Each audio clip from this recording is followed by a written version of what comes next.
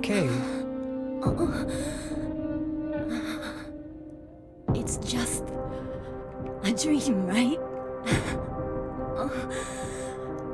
I think I drank too much last night. I never got to do that special favor for you. I feel like I'm dying. It's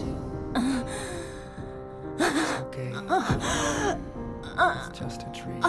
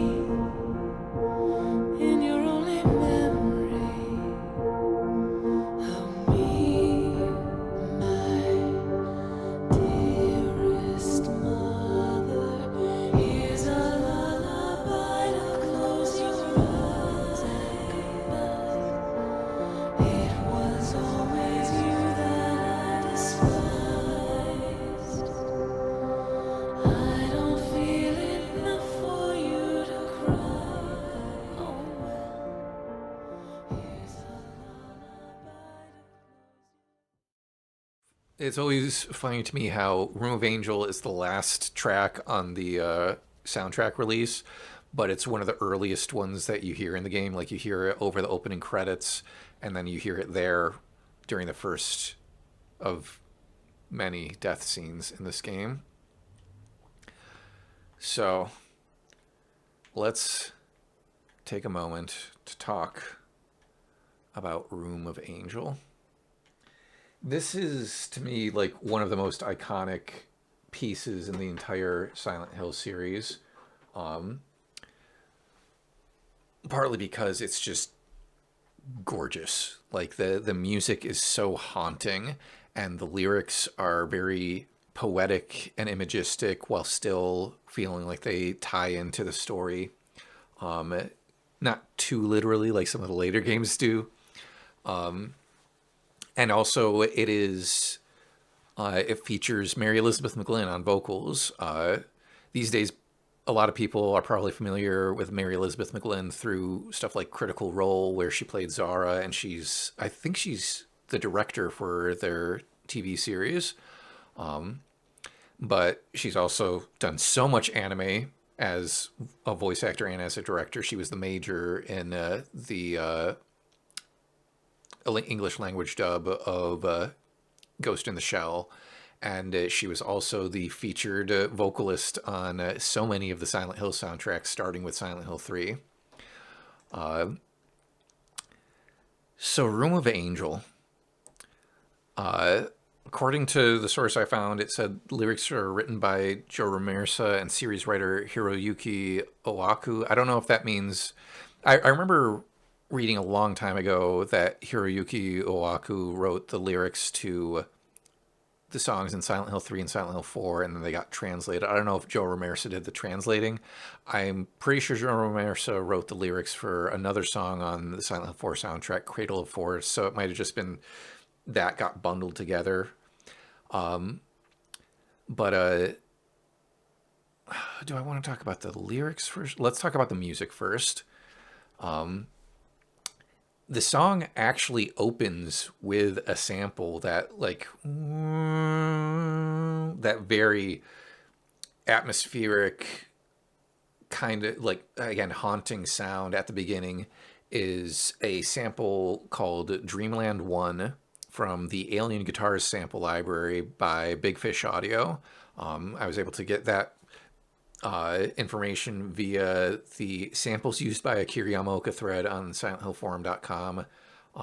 Special thanks to Vivisect and the rest of the users in that topic, because they were able to pinpoint a lot of the samples Akira Yamaoka used on the early Silent Hill soundtracks, and that's been a great resource for this sort of stuff. But yeah, that opening sample, it sets such a tone. It does sound like it is a guitar with some sort of effect on it, like to give it like a reverse sound or like an interesting echo of some sort. And it's one of those sounds where it's like, it's not grating, but it feels like it just cuts into your brain in a particular way.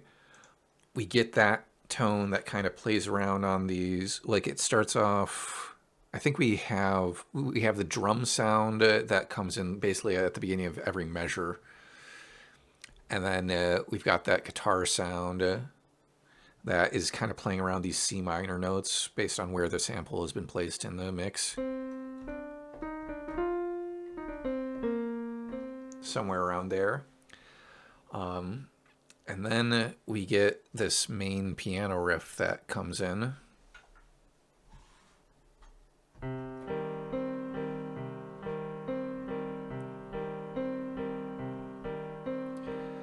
So we're in C minor, and we're just going back and forth on the C minor chord with the root, the third and the fifth, and then the octave above.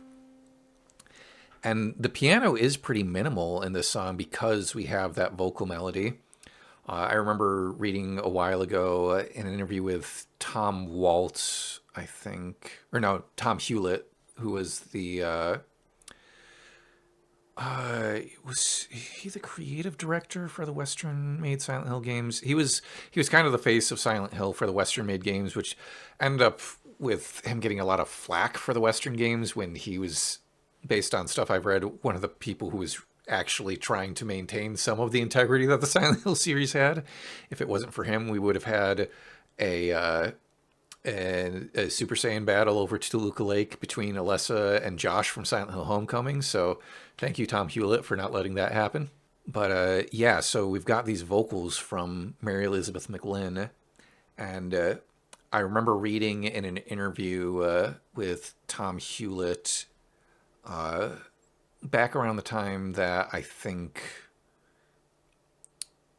Downpour and Book of Memories were coming out, where he talked about how when Akira Yamaoka has a vocal track, he basically sends an instrumental with some instrument playing the vocal melody. So, and he referenced specifically like the rock songs on the Silent Hill 2 soundtrack.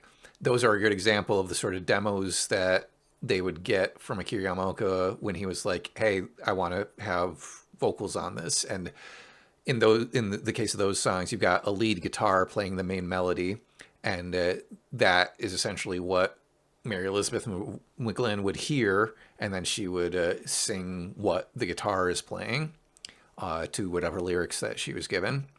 When it comes to the harmonic structure of this song, it's pretty straightforward. We're staying almost completely in the natural minor scale, the natural C minor scale.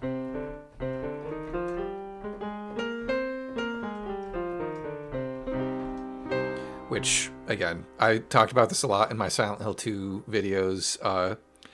C minor seems to be Akira Yamaoka's favorite key to write in. It just, I don't know what it is about it. It has this, it does feel like it has this melancholy vibe to it.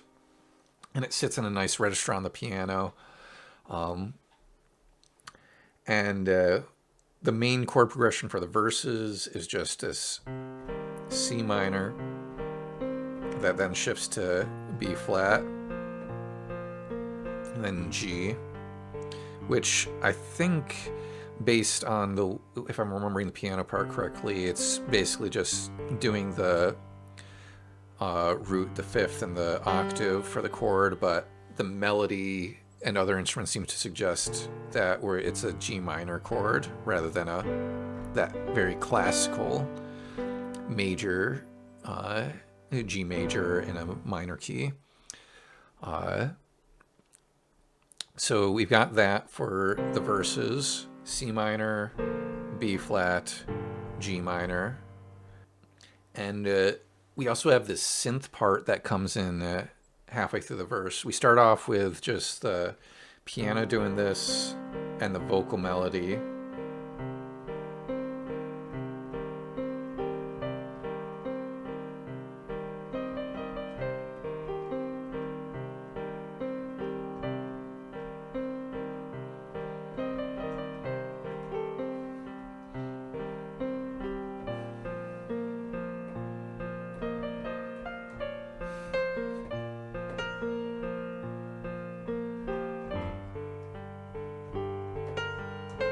That's what confirms the G minor for us. And then right there, we get this cool synth tone that comes in with this, like, over the piano.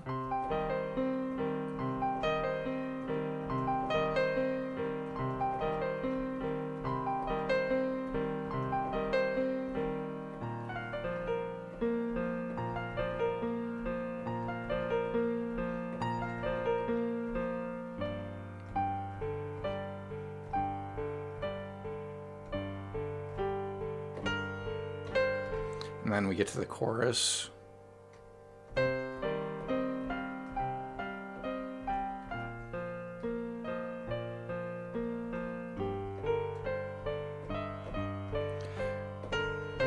Plastic keys on this synthesizer. Slippery.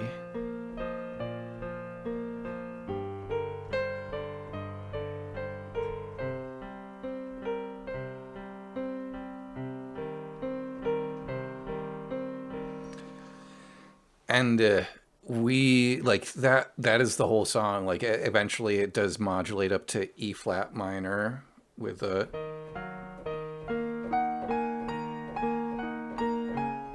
but it's still the same chord relationships.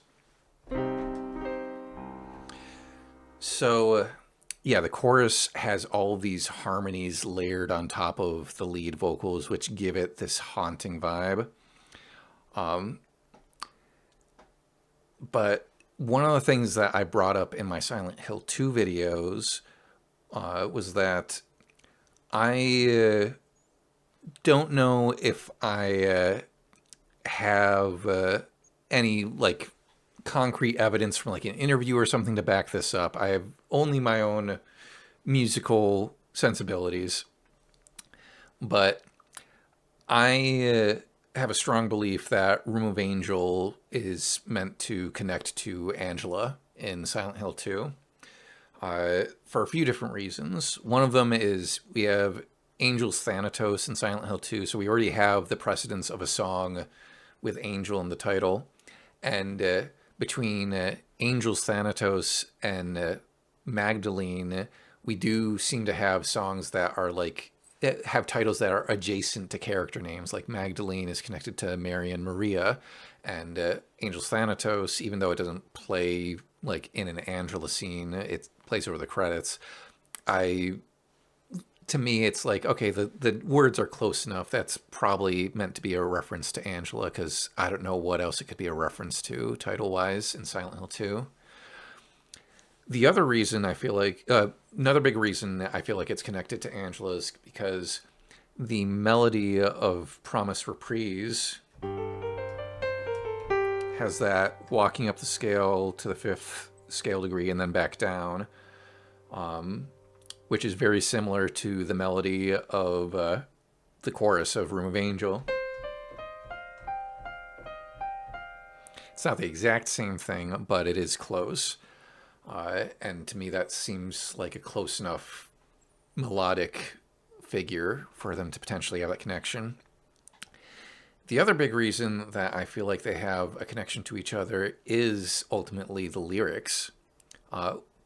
There are few songs on the Silent Hill 4 soundtrack that seem to harken back to Silent Hill 2. One of them, the most obvious one, is Waiting for You, which, like, clearly a reference to the letter from Silent Hill 2 and Mary's whole deal. And then it also includes the Theme of Laura guitar riff towards the end of the song in the guitar work in Waiting for You. But let me see if I can bring up... I wanted to figure out a way I could bring up the lyrics for Room of Angel on screen, and maybe I can do that.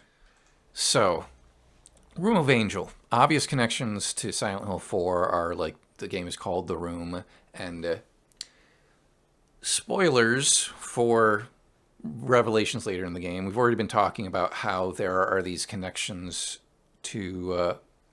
there are a lot of rehearsals of this idea of mother and child even in the early parts of the game. There's that storybook that you find on the table when you're exploring the apartment as Joseph Schreiber in the dream. There are radio broadcasts referencing like, oh, this animal at the zoo had a kid. Mother and child are thriving or whatever. They're doing well. And you've got the whole idea of like the hole in the bathroom being your umbilical cord out of the apartment into these different worlds. To spoil a major plot point of this story, but that is kind of the nature of the streams that I've been doing. Walter Sullivan has a very complicated relationship with his mother, as you can imagine. He was left in room 302 by his parents as a baby and retrieved by the Order, the cult in Silent Hill. I don't know if it was specifically Dahlia Gillespie who found him, but she figures into his story. And at some point in his childhood, he was led to, he believed that room 302, the apartment itself, was his mother. And I think by the time he became an adult, he grew out of that belief. But it is part of what characterizes everything that happens in this game. Dahlia took him back to the apartment several times when he was a child to visit his mother. And so he has this obsession with room 302 specifically. And so that's where a lot of this, the lyrics in this song, the influence on the lyrics in the song come from. And a lot of the story telling comes from, is this weird, complicated relationship Walter Sullivan has with just the concept of a mother. And so we've got these lyrics. You lie silent there before me. Your tears, they mean nothing to me. The wind howling at the window. The love you never gave, I give to you. You really don't deserve it, but then now there's nothing you can do. So sleep in your only memory of me, my dearest mother. Here's a lullaby to close your eyes. Goodbye. It was always you that I despised. I don't feel enough for you to cry. Oh well. Here's a lullaby to close your eyes. Goodbye. So this suggests an antagonistic relationship with the speaker's mother. There is imagery that to me suggests Silent Hill 4, like for whatever reason, like the wind howling at the window. That's a very evocative image, and it makes me think of the windows, the apartment and stuff. But this definitely wasn't written to be a literal retelling of any part of any story. Unlike some of the later songs in the games that weren't written by the same lyricist and feel a little bit like they're trying too hard to be literal and directly connected to the story of the games.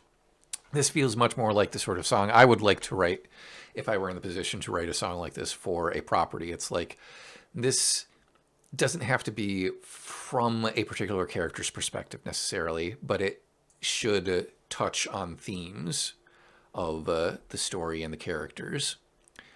But even then, like, the impression I always got from Walter in these games was that, like, he was reverent towards his mother. Like, he again, he was obsessed with her in certain ways, but like that first note that we find underneath the door at the beginning of the game says, "Mom, why won't you wake up?" And it, like, that is the childlike aspect of Walter, but there is this idea that, like, oh, he cares a lot about his mother and he wants her there. The lyrics here suggest someone who hates their mother. It was always you that I despised. And we know that the speaker is talking to their mother because it says, so sleep in your only memory of me, my dearest mother. Unless there are different speakers in the song, maybe the chorus is supposed to be the mother speaking to the child. Here's a lullaby to close your eyes. Goodbye. It was always you that I despised. But if it is from the perspective of the child, then yeah, that is sort of where I see the Angela connection. This idea that Angela in Silent Hill 2 is searching for her mother, and it sounds almost like I discussed this, I think, in some of my stream for Silent Hill 2. It's like, what is she hoping to do? Is she hoping to gain some sort of absolution? Is she looking to kill her mother? It does seem like Angela's mother was not great. Like, she suffered at the hands of her father, probably, but it also sounds like she didn't do anything to help Angela. So that is sort of where I see the connection to Angela in these lyrics, is this idea of like despising the mother. And it could be that the chorus is meant to be from the mother's perspective. In terms of Walter's story, it could be like, oh, this is what Walter perhaps learned about his birth mother, is that she just left him in the room 302. And so maybe she despised him. Or maybe he does despise her. Maybe this isn't referring to the room itself, but it's referring to his birth mother. Let's look at the second verse.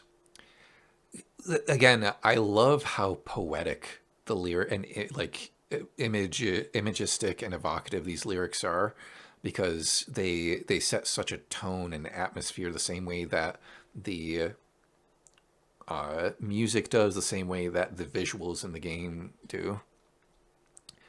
So insignificant, sleeping dormant deep inside of me. Are you hiding away, lost under the sewers? Maybe flying high in the clouds? Perhaps you're happy without me. So many seeds have been sown in the field, and who could sprout up so blessedly? If I had died, I would have never felt sad at all. You will not hear me say, I'm sorry. Where is the light? Wonder if it's weeping somewhere. And then it repeats the chorus. So the second one, I've always felt like this song was a conversation. The first verse almost seems like it's from the perspective of the child, because it says, my dearest mother. And then the second verse almost sounds like it's from the perspective of the mother. This whole idea of so insignificant, sleeping dormant deep inside of me. That could refer to sleeping in room 302, or it could even be referring to a child in the womb. Are you hiding away, lost under the sewers? Maybe flying high in the clouds. Perhaps you're happy without me. That to me almost suggests Walter's birth mother. I left you in this apartment. Maybe you're happy without me. So many seeds have been sown in the field, and who could sprout up so blessedly? This is a place where, like, the cadence of the lines and the actual like scansion of them, and like where the sentences divide, it is a little bit. You wouldn't necessarily pick up on it just by listening to it, because she sings it with these two lines kind of run together. And who could sprout up so blessedly if I had died, which I'd always taken as one phrase, but every lyric reference that I found has it written as those are two separate thoughts. Which, like, just a little bit of a tangent, it does make me think of how, like, there are a lot of times when I listen to songs with English lyrics that were written by a Japanese composer or a Japanese lyricist, where there are oftentimes you get these linguistic kind of surprises that aren't the way a like English first language speaker would structure things, but it creates oftentimes some interesting things. Sometimes it makes things sound a little clunky. Other times you stumble upon these really interesting things that you wouldn't think of to do if you are naturally, that is your native language. And so you get this, and who could sprout up so blessedly if I had died, which sounds really beautiful, even though it doesn't split the way that like a natural English speaker would split up those statements. If I had died, I would have never felt sad at all. Yeah, I'm trying to think about who that could be referring to. Like, is it from Walter's perspective? Is it from the mother's perspective? You will not hear me say, I'm sorry. Again, like this whole verse does feel like it's from the mother's perspective, because as we'll learn later, Walter's birth mother also had a very troubled relationship with his birth father. And yeah, where is the light? Wonder if it's weeping somewhere. That's such a beautiful, like tragic line. And then yeah, this consistent feeling of it was always you that I despised. The whole song, it's so dark. It's so dark is the best word I can come up with for it. But yeah, this is just such a beautiful song. Mary Elizabeth McGlynn's voice sounds incredible on all the Silent Hill songs. My favorite story about her becoming the vocalist for the Silent Hill songs that she's told at like live shows or in interviews is how when Akira Yamaoka first sent her like the first song that she ever recorded for the Silent Hill games, which I want to say was either like it was one of the songs from Silent Hill 3, obviously, and I don't know if it was You're Not Here or if it was I Want Love. Jeez, it's such a simple name, that's why I forget. The point is, whatever song Akira Yamaoka sent to her first, she looked at the sheet music and was like, or she listened to it and was like, Akira, I can't sing these notes. I'm an alto and you've written this for like a soprano voice. And he basically told her, yeah, I did that on purpose because the quality of your lower vocal register reaching for those higher notes will create this character and this tension in your vocal that is what I'm looking for the soundtrack. The Silent Hill soundtrack has never been about just being pretty, although there are some very beautiful, pretty moments on the soundtracks. It has that edge to it. It has that grit to it. And so he purposely wrote something that would be something that she would have to strain to get so that he could get those qualities out of her voice that would add that like those sounds of desperation in the vocalization on You're Not Here and on I Want Love. And then a song like Room of Angel, this one she doesn't have to strain. It sits pretty comfortably in her register. I think it's also a case of like once you start working with a composer, it's easier for them to figure out what sounds good in your register. But she has this haunting quality to her voice where she can sing beautifully, but there is so much character to her tone. It isn't just like pure. It has that almost like ethereal quality to it. I have trouble figuring out words to describe it. Like not scratchiness, but it's got depth to it. It isn't just a polished, perfect sounding vocal, and it has so much to it.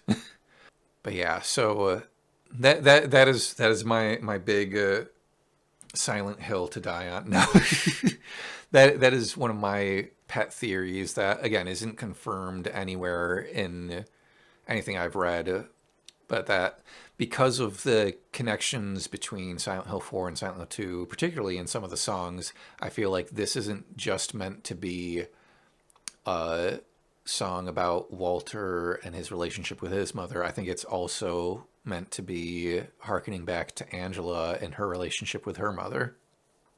And even if it wasn't intended, I think it's definitely a reading you can take from this, and it deepens the relationship between the two games.